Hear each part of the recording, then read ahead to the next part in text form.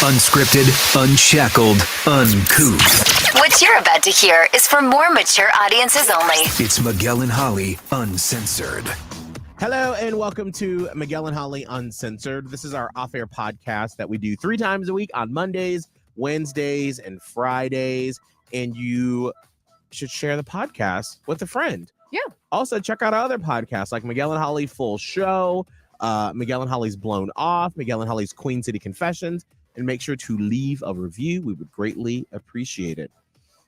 Today, we have someone very special joining us on the show to talk about something that we were going to sort of go down this thought of therapy, if you will, for some people, a type of therapy for some people right before the pandemic happened. And then like 2 weeks later, the pandemic happened and then we never got to go back to it. And I'm talking about hypnotherapy. Man, this is interesting to me. Absolutely. It's super fascinating. And you've heard people talk about it or maybe come across a TikTok video or so where sometimes in like rehab centers, they will have a hypnotherapist come in and help people with their addictions, like if it's the last resort or something like that. Right. So we have one of the world's most recognizable hypnotherapists. Let's welcome Glenn Rotman to the podcast. Sorry. He tried. You should let either Kelvin or myself do the introing, maybe. What happens is that like we just did the entire full show and then we were like working and then we go right into the podcast and then I'm like, all right, I'm ready. And then it's like, well, your brain's exhausted, so yes. It's okay. But I Glenn, get it. The show. All right. It's great to be here and to be able to share and talk about not just what it is that I do, but hypnotherapy in general, what can be done with it. And there are so many misunderstood aspects of it. And that's why it's great to talk about it and dive in. So there's so many aspects I can share with all of you. Sometimes it's kind of hard to pick a spot where to start, you know. You touched on something, I do work in rehab centers actually, and I do hypnotherapy in 3 different recovery houses. And it's a beautiful part of somebody's recovery to learn to rebalance themselves, refocus. And I do work with specific cravings and patterns of addictions to actually change them in your thinking. Now that's a good snap, right? I mean, it's a great snap. Say you kind of have to, snap. Right? Yeah, that's like in the job description of you have to be able to snap to do the job. Well, you have to go to class just for that when you start. Snap class. Snap class. Snap class. I need to enroll in snap class because I don't Miguel know how can't to snap. That's true. That's neither here nor there. Well, Glenn, before we start to get into the different types of hypnotherapy. Can you sort of walk us through what is your training? Like, do you in high school go, wow, I really want to be able to hypnotize people? How did you even discover this? So some people do. It's always been kind of part of my life. Hypnotherapy is a form of guided meditation. When some people go into a meditative state, they become hyper-suggestible. And now it's about how do we bring somebody in to that meditative state really quick. And that's kind of what street hypnosis is. That's what rapid hypnosis is. And then other types of hypnotherapy, it's a longer, kind of slower process to bring somebody to that meditative kind of space to where we can work deeper with your thoughts and your imagination. So in high school, I took a class on meditation and it was with me my whole life. And then kind of midlife when I needed to make a change, I was a sales manager. I had a I had a career that anybody would have retired in happily, but I was miserable. I mean, my job was good. I didn't hate the job. It wasn't like, oh my gosh, I hate what I do, but it wasn't when you're not fulfilled. And then you kind of go through a life change from a divorce and you re-examine your life. It's like, what am I doing with my time here? And then I'm like, let me get back to something that's always been with me that I haven't really brought to the forefront of my life. And then I actually went to hypnotherapy college for a year. And when I was there, I just decided to dive in. There was one here in California. Then after I dove in that, I kind of fell in love with entertainment hypnosis, street hypnosis, stage hypnosis. I had an opportunity to work with a YouTube star when I was still in school. I didn't know how it was going to go. I wasn't even sure what I was going to do, but it was amazing. She was hyper suggestible. She ate an onion, thought it was a delicious apple, and I did all kinds of silly things with her. That blew up. And then another YouTuber called me, and a management company called me. Then colleges wanted the guy that hypnotized them to come to their school and do a show. And that's kind of how it started to roll. But then I got a little tired being a circus act. There's nothing wrong with stage hypnosis and entertaining. And then I thought, what if I did like therapy on the spot with an audience? And I really, I made somebody stop smoking in a few seconds, or I let somebody release a trauma, or they changed a habit, or I took away some chronic pain, or I made a life change in the moment and really connected people, showing them what we could do. And then that translated to working with people on Zoom, working with people in person, and then creating my whole online community called the Hypnovault. So the next thing you know, my face was kind of everywhere, and my hypnotherapy videos were all over YouTube, and my Instagram started growing, and people started wanting sessions. And then I made a full online community, my Hypnovault, that now I have thousands of monthly subscribers for my meditation and hypnotherapy sessions. It's pretty crazy how it all. And now I get to hear it. And now I get to be here talking with you, amazing people, about it. So it's pretty cool. What I love about your journey is, outside of, the hypnosis and the hypnotherapy, is that you noticed that your life wasn't where you wanted it to be, and you decided to make a change. And so I think that can be applicable to everyone that is waking up and you're like, man, I really don't want to do this job. I need a change. I need something different. And you did it. And like, I'm sure people in your life are like, you want to do what? You want to quit this career and go do what? You crazy as hell. But you had a passion for it and you did it. And now you are doing what you love and making a living out of it. That's really, really, really cool. It is. And now I have kind of transformed that into doing in-person seminars now. That's the next phase of what I'm doing. And it is like what you said. I'm glad you kind of brought that to the forefront. It was about changing my life. And that's a big part of what I do, kind of with my coaching groups that I lead too. Because as far as we know, we're here once. Maybe we're here more times. I don't really know. But as far as we know, we're here once. And so many people, and including myself, we waste this gift that we have being here by not being fulfilled, by doing what we think we're supposed to do, because we're living in this pattern of just rinse and repeat, go to work, come home. And we never stop to say, what would happen if I left this relationship that's not fulfilling for me? Even though it's going to be scary, what's going to happen if I leave this cushy job to go off on my own? Well, the truth is, the worst that can happen is you go off, you try a business, then you take another job. That's the worst thing. And at least it'll be different than what you had before, and we get stuck. And if you are, we're creatures of habits. We stay in familiar, uncomfortable spaces just because they're familiar to us.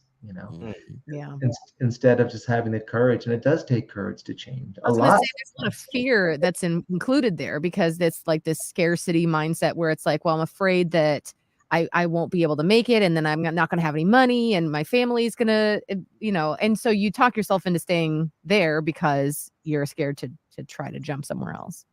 No, it's absolutely right. And meanwhile, time keeps ticking, so it's, I look in the mirror sometimes and I'm like, why didn't I do this 20 years ago? But that's okay. I did it now. I would have loved to have been doing this 20 years ago, but that wasn't my path. My path is here. And I think in some ways, it kind of gives me more to share my own journey when I've done the corporate world. I've done the sales manager world. I've done the 9 to 5. I've had, 2 weeks of my life back to myself, a year for vacation. Yeah.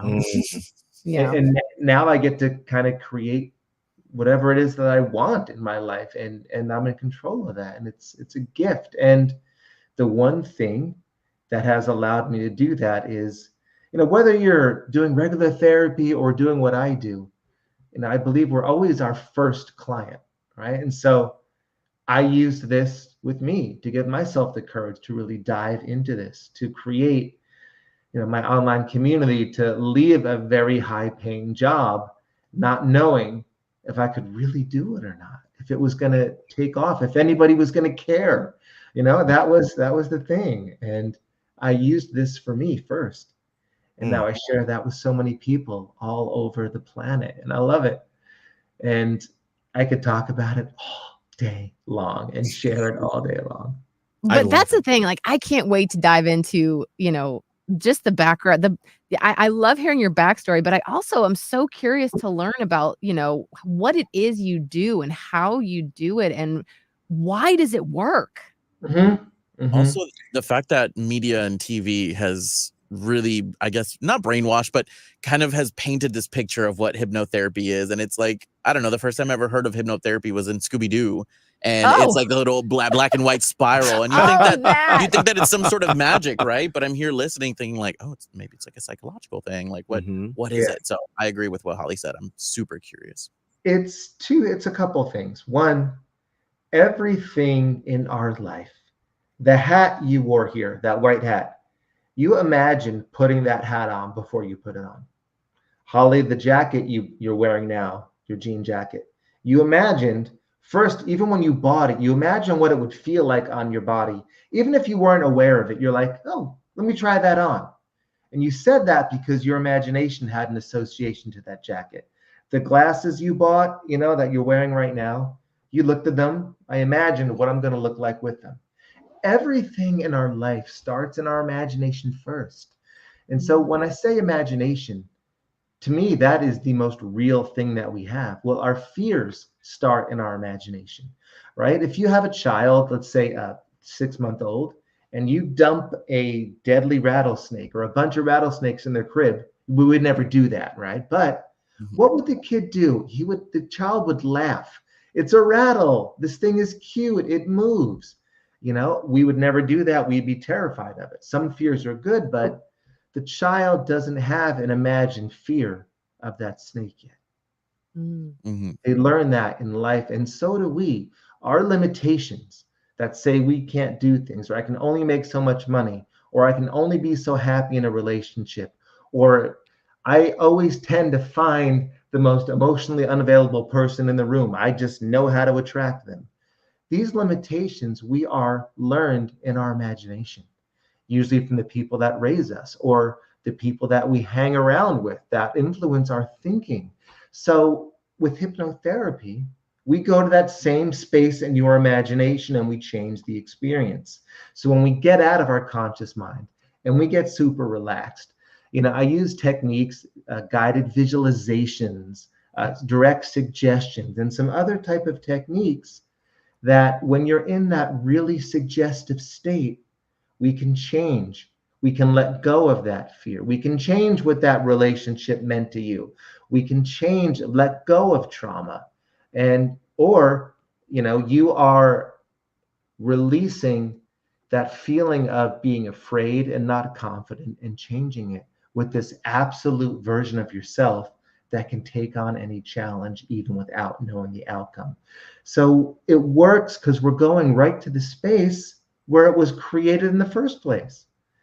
Because if you think about it, not everybody's afraid of, I don't really like cockroaches, right? You might put a roach in here, but not everybody is. Many people can hold a cockroach, look at it and laugh and have no reaction. Other people will scream. Spiders, people will cry and scream. Others are fine. It's because it's all in our imagination. The same is true for people that feel successful in their life. It's got to start in our imagination first. The same way all of you here imagine doing this, maybe not in this way, but the success you're having now, it started with a decision. It started in your imagination. And that's what hypnosis is, going to that space. That's really. I wrote it down. I wrote a couple things down. I was like, limitations are learned. Oh my goodness. They are. Everything is learned. You think about like when I was a kid, if I had $20, I was rich. $20 is amazing. And then it was $100. Wow, I can't imagine having $100. But once you get used to that, then it's $1,000. Then it's $10,000. But it's our belief about that money. It's our belief about the limitation of what we can have that's not familiar to us. So I think the best way I can share this is we go into your imagination and make something familiar that isn't familiar yet. We create an image of what you want in your life. We make it familiar so that when it comes into your life, you don't sabotage it, because now it feels like, oh, of course, I've seen this a million times. I know how to do this. This is who I am.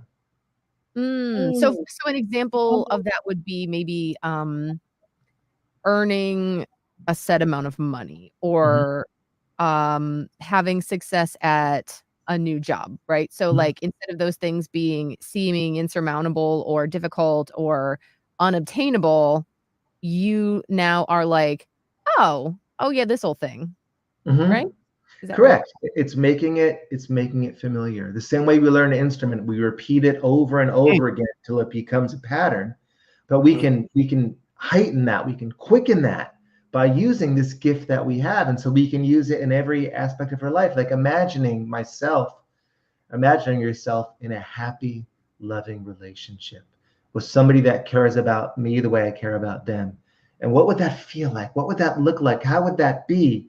And then we reinforce that picture. Then all of a sudden that comes into your life and it feels like, yeah, this is me.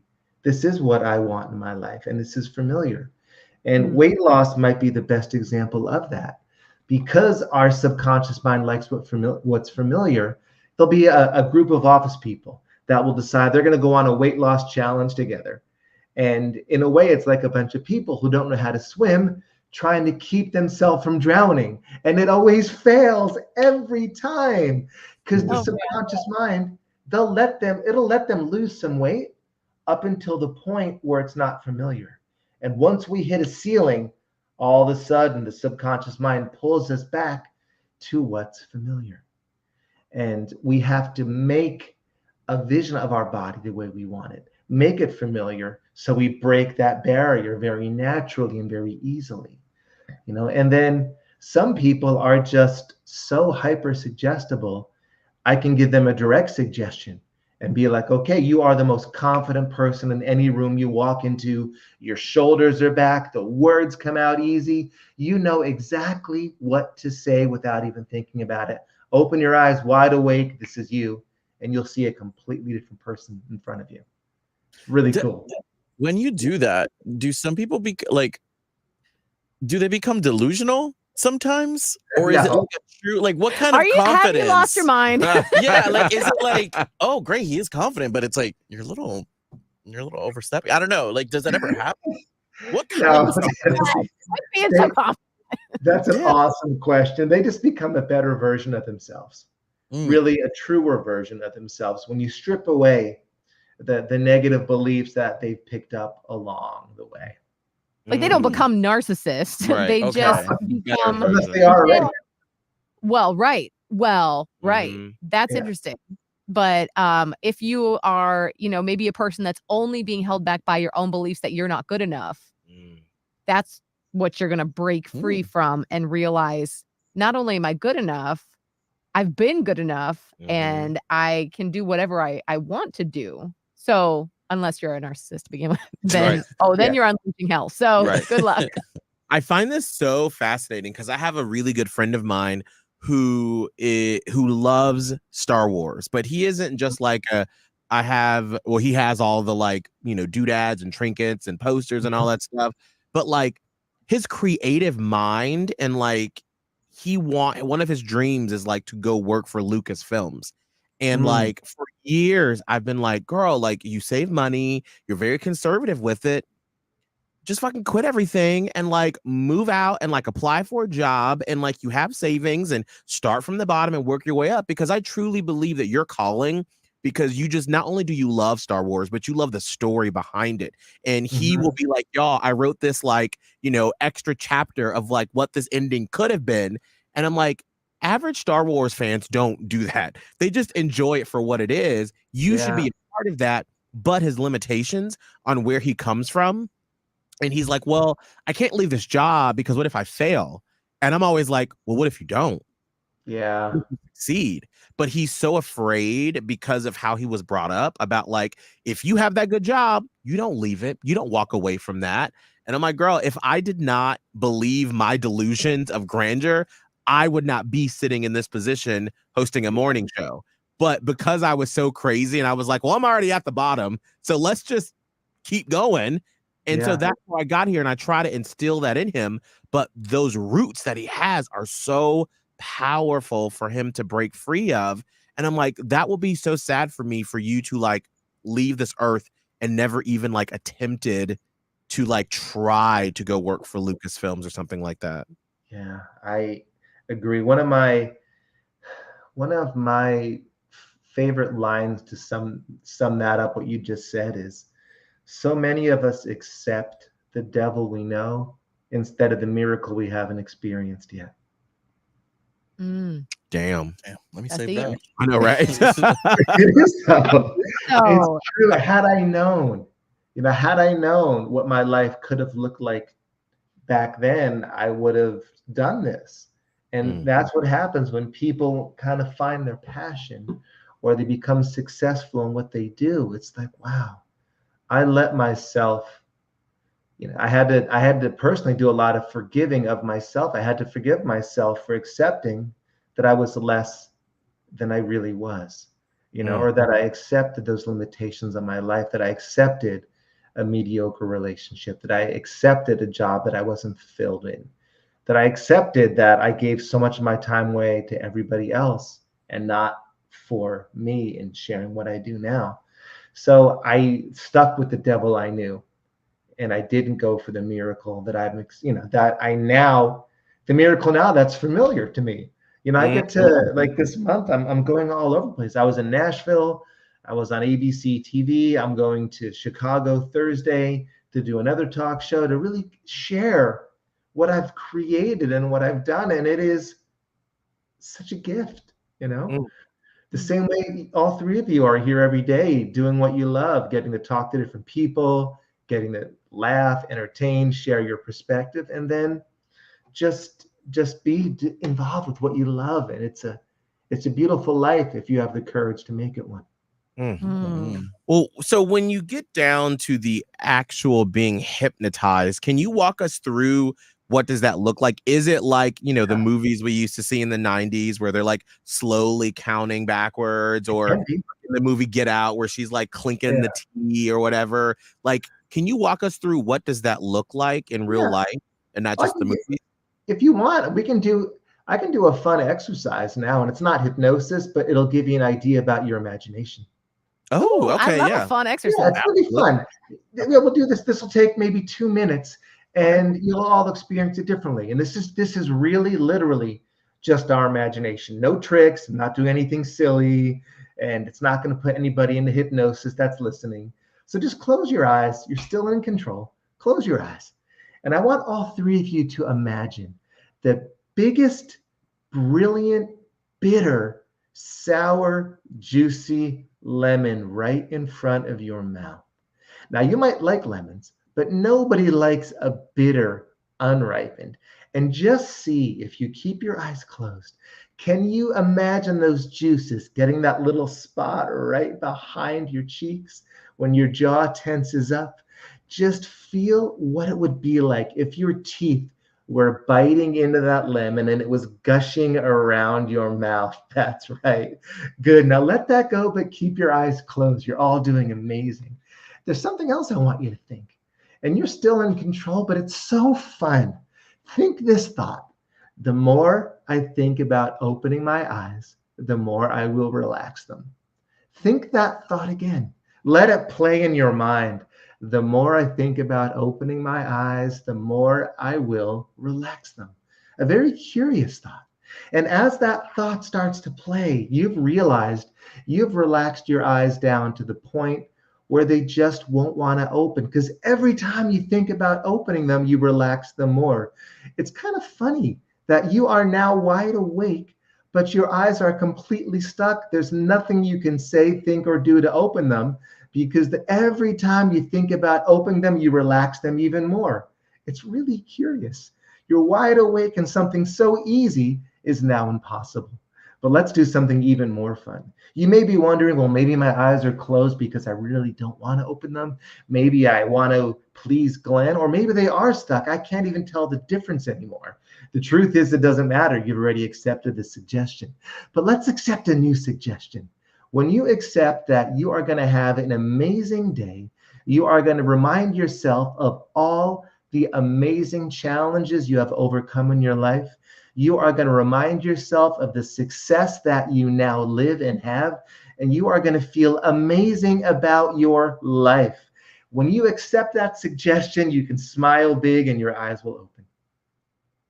And you're going to be reminded of that all day long, how happy you are. All right, there you go. Oh my God. I I'm could like, like best day. I could like feel my head like going back, and I'm like, oh wow, this is like really working. Like that is wild. Isn't that fun? Yes, that's super fun because it's true. Like I was like, I'll just open my eyes anyway. Nope, not wanting to do that.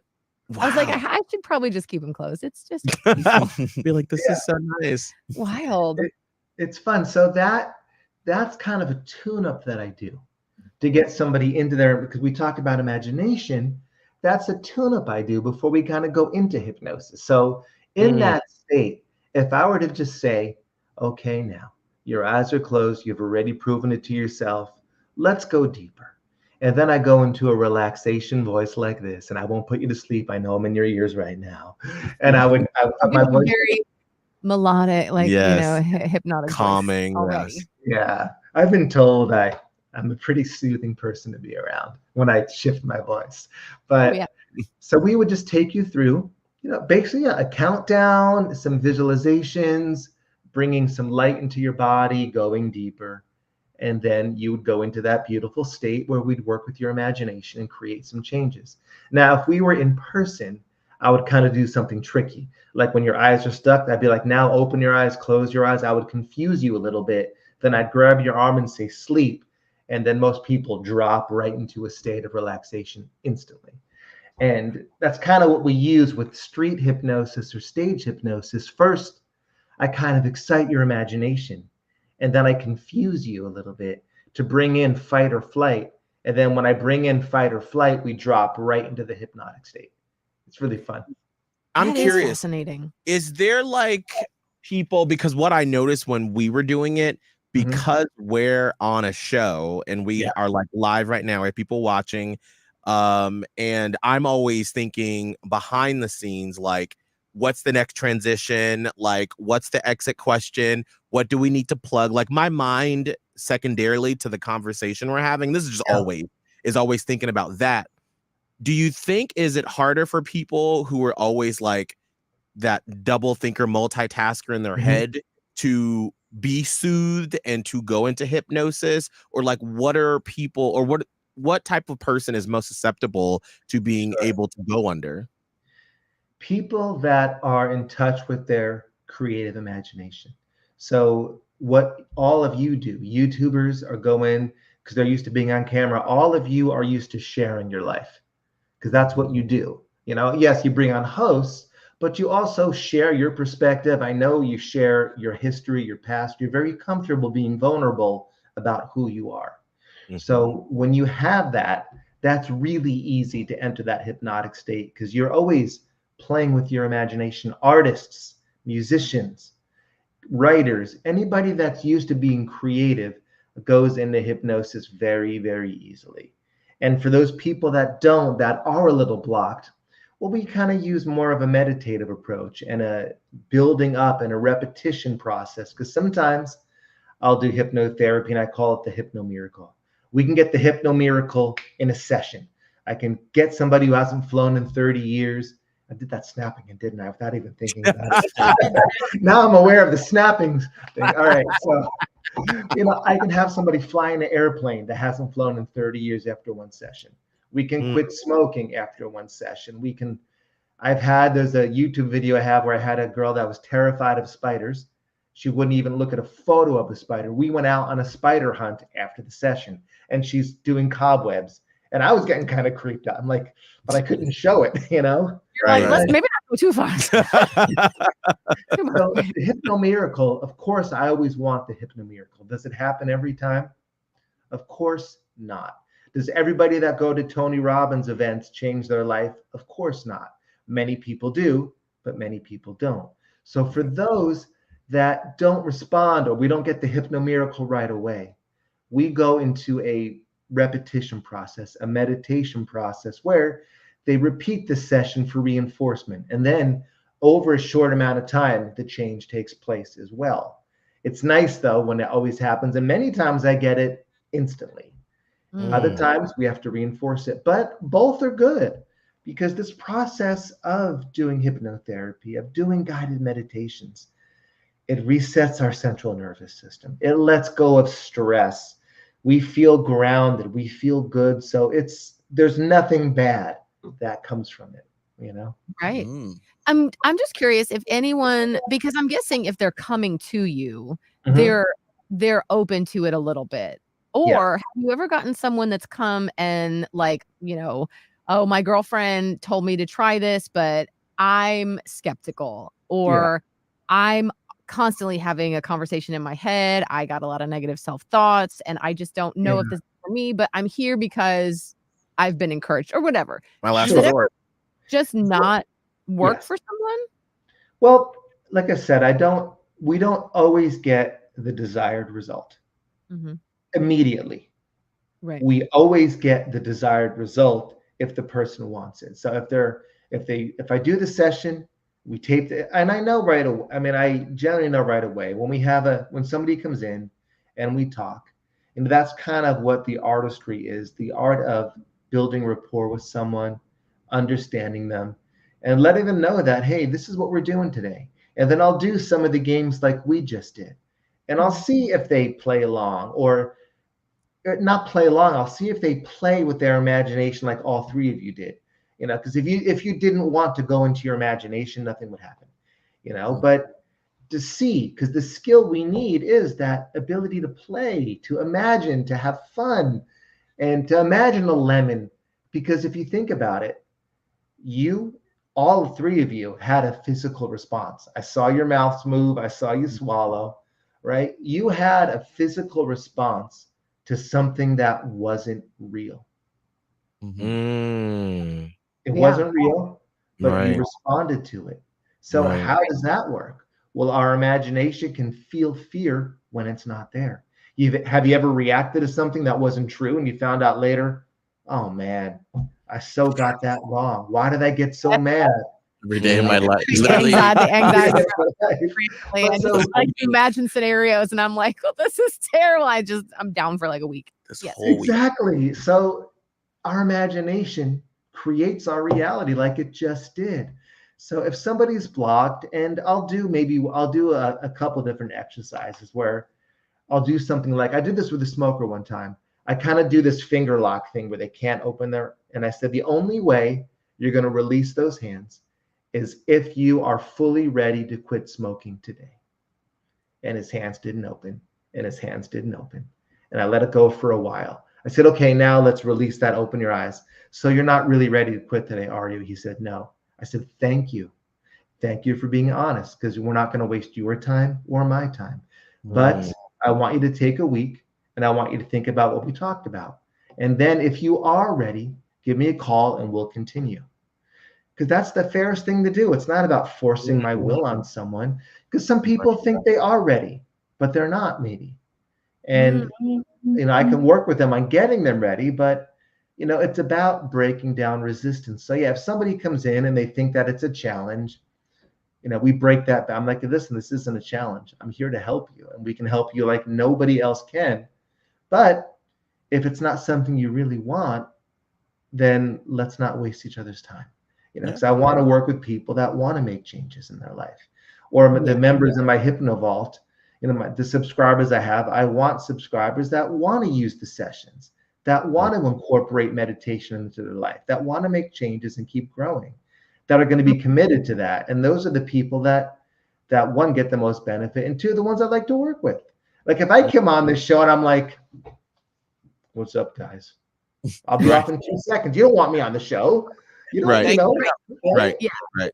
It's been So nice. it's the same thing. You want people that love what they do, so you can share it, and we have a nice experience together. Yeah, I mean that has to be the case. I mean, that's really the case when it comes to a large portion of people that have addictions, because they always say like, you can't help someone get out of it. Like they have to want it, Correct. right? And they have to make that choice to really to want it. And then once that happens, you know, things can start happening. But until that time, if you don't want something, why would you even do little tips or tricks in order to get over it if secretly deep down you're like, but I still want to do it? Mm. That's Yeah, No, that's that hard. absolutely right. That's true for everything, especially in addiction as well, because sometimes they're forced through the courts. Sometimes they have ultimatums from family or friends, and if it's not within them, it's not going to happen. You know. right. Yeah. And that's the hard part with addiction. And I share, with other people, it's like the best way to help an addict is to stop trying to help the addict. Mm. You have your boundaries, and that sounds really harsh, but you're not helping them. If you're trying to force a solution onto somebody, you're just reinforcing the problem. And it takes a lot to shift. It takes a lot of trust, faith, and courage and boundaries to shift to that space where you can love someone, but realize you have to have boundaries, and you have to stop trying to force your solution onto them. One Yeah. great communication tip. And when I remember it, my life is so much better. Remember, I fail at this stuff too. So the key word is when I remember it, especially with my kids or with family, friends, even clients, is to wait for the question before I give my opinion. Mm. Yeah. know? Yeah, Because that's people fair. don't always want to hear. They just want, like, they don't want to get advice. They just want to Right. Vent. talk. Right. Yeah. But if you wait for the question before you give your opinion, so if your friend is coming to you for advice and they're just getting it out, which is great, and you're holding space and listening, when they finally say, "So what do you think?" If you wait for that moment, then they're open to hearing what you think. Mhm. Instead of, "Wait, hang on, I got this. Here's the problem. What you're Right. doing is this, what you're doing is that." They're not Mhm. going to listen.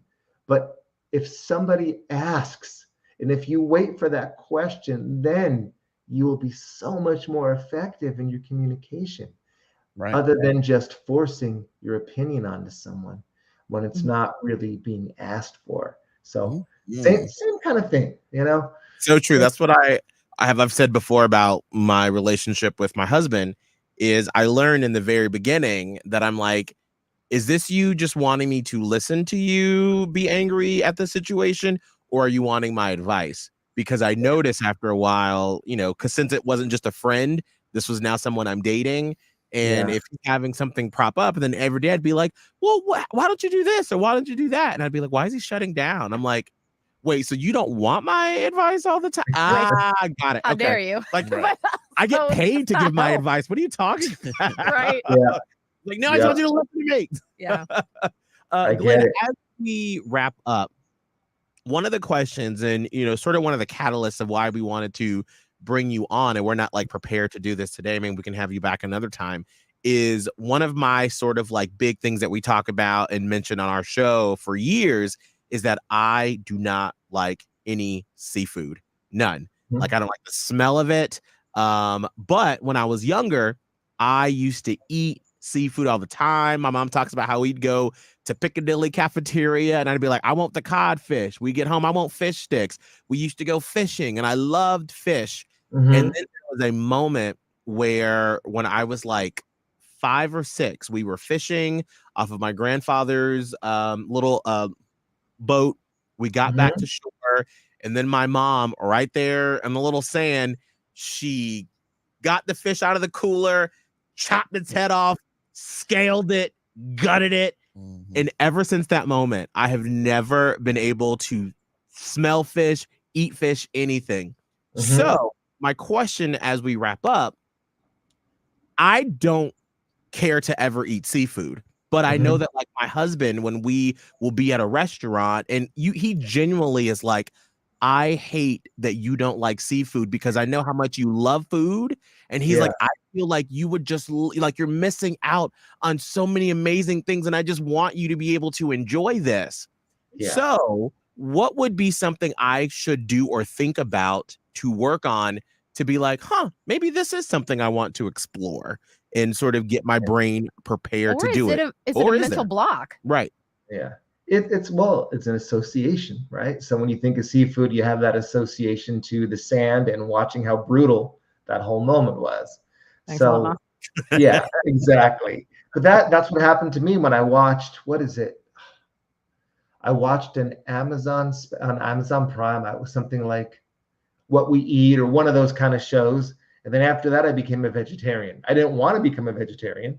Did not want to, but I watched it, and once I saw it, I could not unsee it. You know, Right. I've recently started eating a little bit of seafood again because I just couldn't keep it. I needed to do something more, but Mm. I still can't go back to eating meats or anything like that because the images are in my head. So, and if I really wanted to change them, I could, but I'm okay with it. But for you, it's not so much something you think about because it's not a logical thing. It's now in that part of your subconscious mind, that association. So we could change that association, and then we could bring up a desire, a feeling, a craving for trying fish, lobster, seafood, and enjoying that flavor of butter and parsley and salt over a beauty. You know, we'd start using imagery in hypnosis. So we can, anytime you want, I can hop on, we can do it live, and you go have a nice seafood dinner with your husband after that. Sushi. Hey, baby steps. Baby steps. Miguel would love sushi. He would tear it up. The saddest I ever felt is when my husband and I run our 1-year wedding anniversary. We went to this super fancy steakhouse and they had chicken fried lobster. And he was just, I mean, the joy on his face. And I was like eating my meatballs and I was enjoying mine. And he was like, he looked at me like, I don't know, like I was about to die, and he was like, I just wish you could just try this. I get so it. good. Lobster. Lobsters. Delicious. All right. What we'll do is we'll prepare to have you on sometime soon, where we'll like bring in seafood too, or something that's sort of palatable that maybe is a good sort of starter tray, and then we can easy. Yeah. Right? Yes. Because you don't have to cook it. You can have it, keep it cold, bring it in, and go. But yeah, go on. I didn't mean to cut you off. I was just thinking that. Absolutely. Yeah. Well, Glenn, thank you so very much for a wonderful time. Yeah. More about you. Sure. The easiest one. My name may not be the easiest to spell, Glenn Rotman. So the easiest way to find me is the Hypno Vault. So it's thehypnovault.com. Super easy. Or on Instagram, hypno_Glenn with 2 N's. You know, but the Hypno Vault is the most memorable way and the easiest way to find me. And that's my whole online community where I have meditation courses, hypnotherapy sessions. I even do live group hypnotherapy sessions with my subscribers twice a month. It's a whole community. It's really fun. And even next week, I'm doing a 5-day meditation challenge, 25 minutes, 5 days in a row that people join. And I just share how different your week is when you meditate even 25 minutes. I mean, if it's not 20 minutes, even 20 minutes, 5 days in a row, all of a sudden your entire stress level changes. And it's beautiful. So thehypnovault.com is the best way to find me. And thank you so much for letting me share that. Anytime I have a way to kind of share what I do and spread the gift of what I do, because one-on-one sessions are expensive. My HypnoVault isn't. I did it to make it accessible so anybody at any income level can literally change their lives by using these sessions. So thank you for giving me a voice to share that. I really, really appreciate it. And anytime I will come back and we'll dive into the seafood thing. And all of you can try something if you want. We can do one for each one of you if you want. Okay. So I'm here for any of it. It's so much fun. We'll absolutely do that. We'll have you on soon. Well, Glenn Rotman, thank you so very much. We appreciate it. And we'll chat with you soon, okay? Awesome. Thank you, guys. Absolutely. Thank you.